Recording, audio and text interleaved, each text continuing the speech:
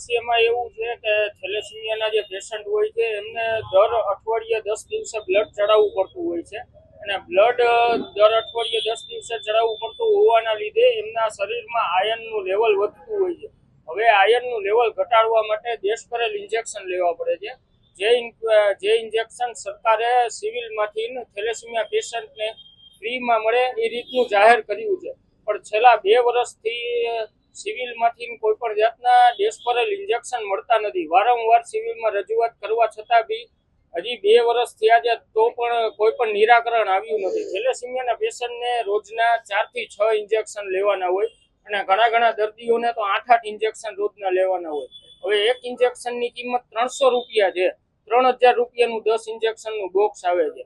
તો જ્યારે રોજના 4 8 ઇન્જેક્શન લેવાના હોય તો એ પછી દર્દીઓને કેવી રીતે પોસાય? જે બધા મધ્યમ વર્ગના દર્દીઓ હોય, સામાન્ય વર્ગના દર્દીઓ હોય, તેમને ક્યાંથી પોસાય? સિવિલમાં વારંવાર રજૂઆત કરેલી છે પણ આમાં કોઈ પણ નિરાકરણ આવ્યું નથી। રાજકોટના કલેક્ટરશ્રીને આજે થેલેસેમિયા મેજર પીડિતના દર્દીઓના સગા સાથે અમે રજૂઆત કરવા જવાના હતા, પરંતુ વાઇબ્રન્ટ સમિટની મિટિંગના અનુસંધાને આજે કલેક્ટર સાહેબ અમને મળી નહીં શકે, પણ અમે સમય લઈને આવનારા સમયની અંદર રજૂઆત કરશું। પણ હાલ અમે ઈમેલ મારફત રજૂઆત કરેલી છે।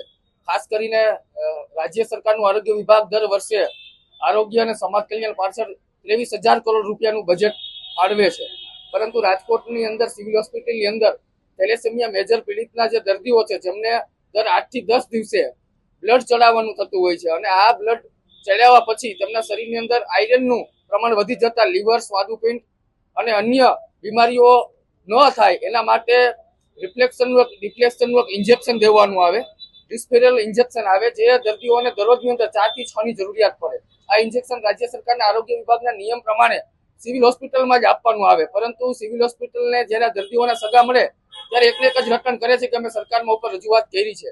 આ ઇન્જેક્શન જો રાજ્ય સરકારના આરોગ્ય વિભાગને ન મળતું હોય પણ બજારમાં સહેલાઈથી મળી શકે। એક ઇન્જેક્શનનો ભાવ 300 રૂપિયા છે, એટલે અંદાજિત દરરોજના દર્દીઓને 1000 થી 1500 રૂપિયાનું સ્વ ખર્ચે અત્યારે આર્થિક બોજો પડે છે। બીજી રજૂઆત અમારી એ હતી કે સિવિલ હોસ્પિટલ અંદર અને એમ્સની અંદર બંનેમાં આંખની ગંભીર બીમારીઓ માટે પેરીમેટ્રી રિપોર્ટ કરવાનો હોય।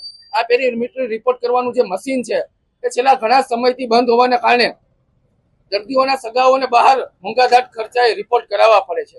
અને ત્રીજી વસ્તુ એ હતી કે રાજકોટ સિવિલ હોસ્પિટલની અંદર 7 જેટલી એમ્બ્યુલન્સો છે, પણ મોટા ભાગની એમ્બ્યુલન્સો બંધ હાલતમાં હોય કે જેને કારણે ગરીબ અને મધ્યમ પરિવાર અને મજૂર વર્ગના દર્દીના સગા જ્યારે એક્સપાયર થાય ત્યારે એમને પોતાના સ્વજનને ઘરે લઈ જવા માટે, ડેડ બોડી લઈ જવા માટે જેટલો દવાખાનામાં ખર્ચો નથી આવ્યો એટલો ડેડ બોડી લઈ જવા માટે ખાનગી એમ્બ્યુલન્સને ચૂકવવા પડે છે।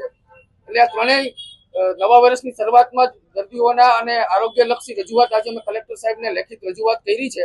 કલેક્ટર સાહેબ રજૂઆત સાંભળી અને તાકીદે નિરાકરણ લાવે એ માટે અમે મીડિયા સમક્ષ વતી માંગ કરીએ છીએ। આવનારા સમયમાં વાઇબ્રન્ટ સમિટમાં નરેન્દ્ર મોદી સાહેબે આવનાર છે। થેલેસેમિયા મેજર પીડિતનો જે છેલ્લા 3 વર્ષથી જે પ્રશ્નો છે એ સમાધાન નહીં કરવામાં આવે તો આવનાર સમયમાં દર્દીઓના સગાઓને સાથે રાખી અને મોદી સાહેબને મળવા માટેનો અમે પ્રયાસ કરીશું।